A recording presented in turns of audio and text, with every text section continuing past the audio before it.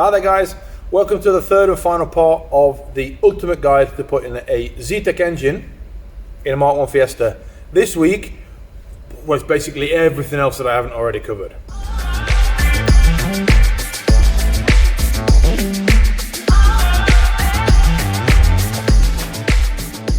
Just a quick thank you again to everybody who's commented and said things and liked the channel and all that sort of stuff. Please continue with that. I really love it, and it's really helping the channel to build a lot and getting a lot of information out to people that are trying to do this exact project. So without further ado, let's crack on with the last bits of stuff that we need. We're going to be talking about the cooling system, the water pump, radiator, alternator, brakes, brake servos, what else we got, gear linkage, and the alternator. So let's try and get all of that into 10 minutes, shall we? Right, following on from last week's video then, we'll start with the next bit of what we need from the gearbox, and that is, as you can see, the gear stick. We can't do much with the gearbox if we can't change gear. So, we've got this gear stick. Now this gear stick is not the normal one that I see everywhere. What I normally see is they get hold of a gear stick from a Ford Puma, they get an adapter plate from Shane Baker, and they bolt it to the car. Well, as I've said several times before, things up here in the north of Sweden aren't the same as they are in the UK. There wasn't many Pumas made in the UK, and there were even less brought into Sweden. So finding a gear linkage for a Puma, I'm not going to do that. So I have got this one that's very similar. It's actually off of a Mark IV Fiesta. Now what I'm hoping is that this gear stick, because it fits the gearbox, I'm hoping that I can make some form of adapter plate to go on there. And the best thing for me would be is if the one that Shane Baker makes fits and I can just fit it. So Shane, check your message box, you might get a message from me soon. Right, so this is the engine that's going to go into Alice. Now normally these engines will have a belt that goes around here, around the alternator, underneath the pulley, then it goes up to the power steering pump, and then it comes back down again there to the air conditioning pump, and then back around again. So the pump goes that direction. Obviously we've got no alternator on this side, we've got no power steering pump up there, and we've got no air conditioning pump down there. So we have to have a smaller belt. Now if we put a belt around the pump there, around the water pump, around an alternator, you'll notice that the pump goes the wrong direction. Normally it goes that way, whereas if we put a pump that way, it goes the wrong way. Now there's two solutions to this. One of them is Shane Baker, who puts in this cover here that should be there, he puts an idler on it, which makes the pump go that way around. The other solution is DA Performance Engineering, that puts a bracket here for the idler. So the pump goes around there, up there, around the idler, and back down to the alternator again. So there are two separate solutions for this problem. Both of them make the pump go the right way again. Right, so while we're in this area, we've got one piece that's still missing out of this whole puzzle, and that is what should be there. And what should be there is the alternator. Well, obviously, we can't put an alternator there now because it's a big fat engine mounting in the way. So we need to find somewhere else to put it. This engine, as you can obviously tell, is slightly bigger than the 1.1 engine that's in the car. So space isn't really a premium that we've got a lot of. So what most people do is they will fit an alternator in this space here. Now obviously we can't fit a massive alternator in there. So what we need to do is find a tiny little alternator that will go in there. And when I did ask somebody about this, they said you need to find the tiniest alternator in the entire world, and that's what needs fitting there. Now my plan, and it's only a plan at the moment, I have looked around a little bit and I've found an alternator for a Hyundai Atos, or A to Z, or whatever they're called.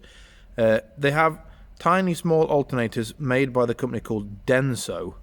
If you do Google the name Denso, you'll find that they actually make brand new alternators that you can just bolt on, what I'm probably going to do is get one off of a scrapyard and fit it, and I'll go from there. If it works and I'm happy with it, and at some point I want to make the engine look a bit more pretty, then I might buy a new one and fit it. But at the moment, I just want the car to run and drive. So right, so while we're still on the subject of small tiny things in an engine bay, I have managed to Google myself, and I've seen it on forums and things like that, is people fitting XR2 radiators in there that's supposed to fit.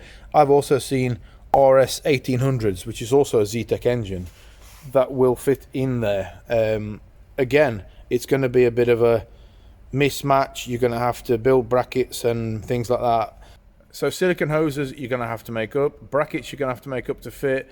There's probably adapters and reducers and all sorts of things like that. Header tanks, you can buy stainless, nice brushed steel, aluminium header tanks. You can buy a header tank off of a Mondeo and fit that. You can probably get it off of Escorts and things like that.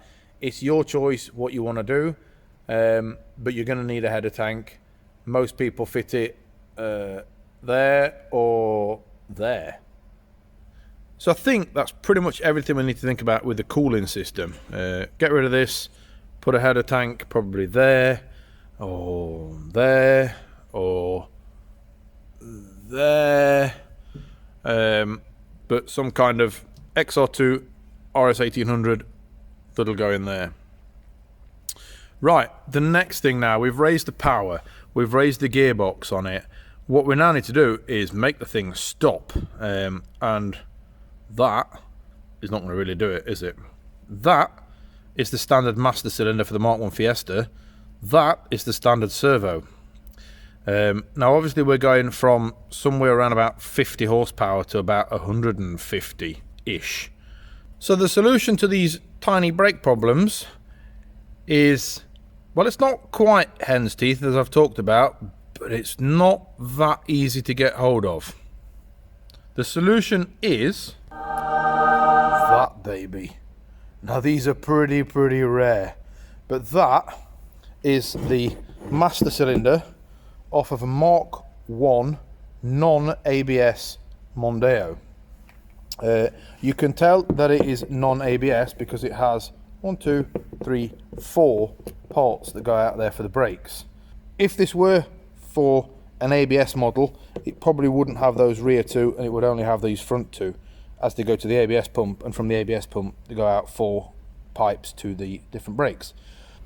What I've been told is that the servo that fits on here for the non-ABS one has a really short pin coming out that goes to the brake pedal. For a brake servo for an ABS model, it has a much longer pin on it. My plan, again, this is a plan, get hold of a servo for an ABS model and then cut the pin down and re-weld it. That's my plan. What I've been told is it's slightly difficult to find out the right length on it, but I'm sure if I do this job, and probably when I do this job, I will be able to make a video about it, and I'll also be able to put that correct measurement for you so you'll be able to see it. So do press that subscribe button, and hopefully that video will come out in the near future and it'll help somebody along the way. Right, while we're talking brakes, we need to upgrade these ones. They're tiny. I did make a video about fitting big brakes to a Fiesta with pretty good results actually, so the video is on my channel, go and watch it. Quick recap though, the brake system from a Ford Ka Sport that's on there. There are slightly bigger discs, slightly bigger calipers, slightly bigger brake pads. Not a lot of work, a little bit of grinding, and it will fit perfectly to the system.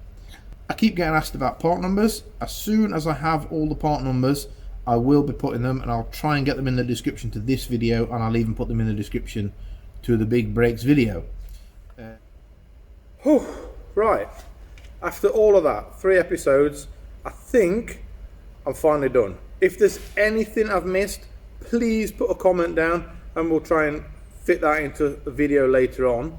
If there's anything else that you think I should have put in the video, let me know and I'll try and make a video about it. So that is the end of this 3-part series of all the parts that are needed to fit the Zetec in a Fiesta. So the next plan of mine is to put the gearbox and the engine together, and also I need to pop the engine out of this little baby. So that is going to be the next video of me taking the engine out of Alice. Once the engine's out, then I can start mocking it up, ready for welding the engine mount to it, cutting out the chassis leg, repair the chassis leg, and then finish off the paint job before I start putting everything else back into the car. So press that subscribe button so that you can see the next video of me actually starting to do this job. I've talked about it enough now, and I'm going to do it. So press that subscribe button. I'll see you in the next episode. Thanks a lot, and bye bye.